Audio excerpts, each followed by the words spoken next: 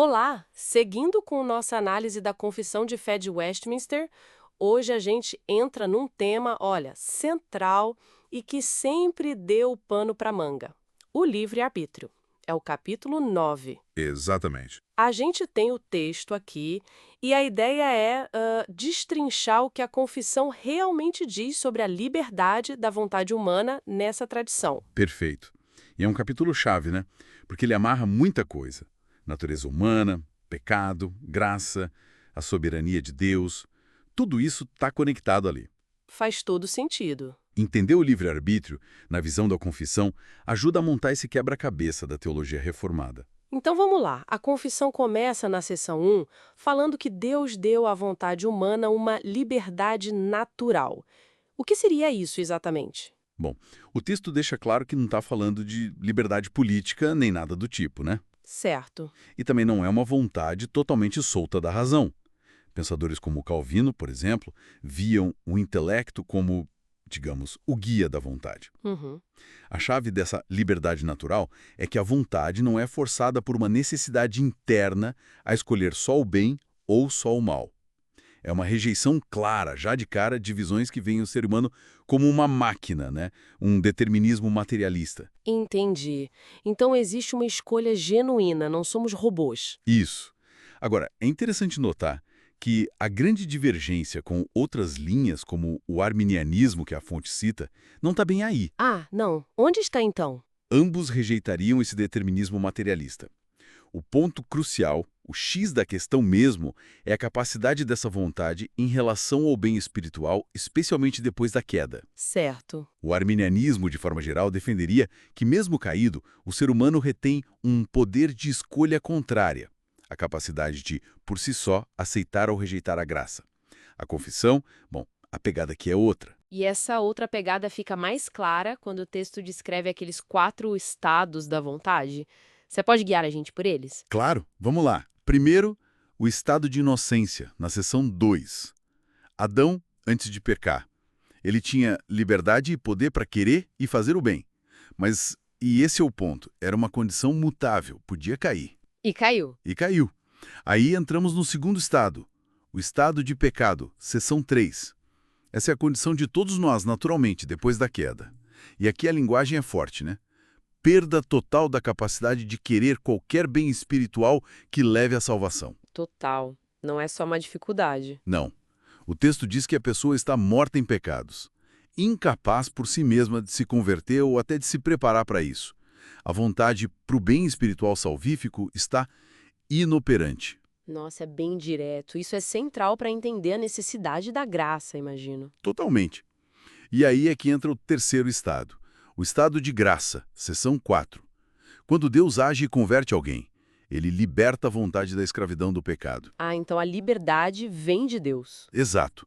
A pessoa é capacitada, e o texto frisa, unicamente pela graça, a querer e fazer o bem espiritual livremente.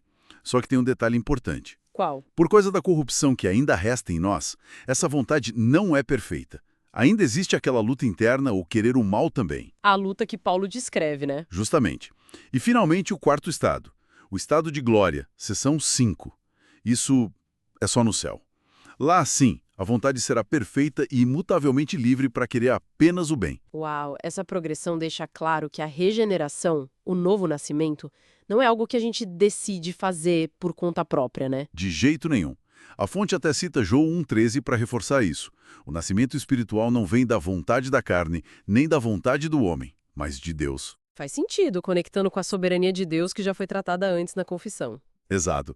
E dão exemplos bíblicos, como Deus inclinando o coração do faraó, ou agindo dos conselhos dos homens, como em 2 Samuel, ou Filipenses 2,13, que diz que Deus opera em nós tanto o querer quanto o efetuar. Mostrando que a ação de Deus e a nossa vontade coexistem. Coexistem sem anular a nossa ação ou responsabilidade. Deus age através das nossas vontades, muitas vezes. Falando em responsabilidade, o texto também menciona umas confusões comuns nesse debate, né? Parece que muito da briga vem de não definir bem o que é livre-arbítrio. Com certeza.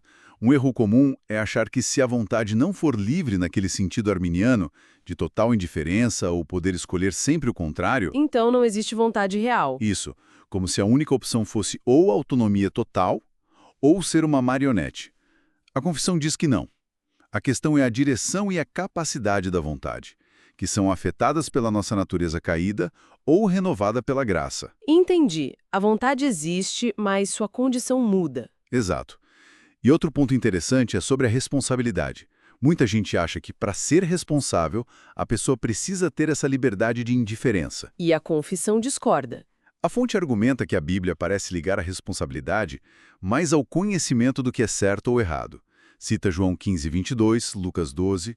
Se você sabe o que deve fazer e não faz, você é responsável, independentemente dessa questão filosófica da liberdade de indiferença. Interessante essa conexão, responsabilidade e conhecimento. E o termo livre-arbítrio em si? Pois é, a fonte lembra que a expressão, nesse sentido filosófico do debate, nem aparece na Bíblia, a não ser para falar de ofertas voluntárias, que é outro contexto.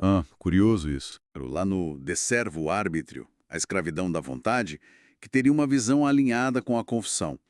A gente age, a gente escolhe, somos responsáveis, mas sempre dentro dessa realidade da nossa natureza e da soberania de Deus. Entendi. Não somos autômatos, mas também não somos totalmente autônomos de Deus ou da nossa condição espiritual. Exatamente essa a ideia. Bom, então, para a gente amarrar, a Confissão de Westminster vê a vontade humana como algo real. A gente faz escolhas e é responsável por elas. Só que a capacidade dessa vontade, especialmente para buscar o bem espiritual, depende totalmente do estado em que ela está. Isso. Totalmente incapaz por si só no estado de pecado. Liberta e capacitada unicamente pela graça de Deus no estado de graça. E só vai ser perfeita e totalmente livre para o bem lá na glória. E tudo isso acontecendo debaixo da soberania de Deus que opera todas as coisas. Perfeito resumo. E fica talvez uma reflexão final, né? Se no estado de graça a nossa vontade é liberta por Deus, mas ainda tem essa briga interna com o pecado, como é que a gente pode, no dia a dia, tentar discernir a origem dos nossos desejos?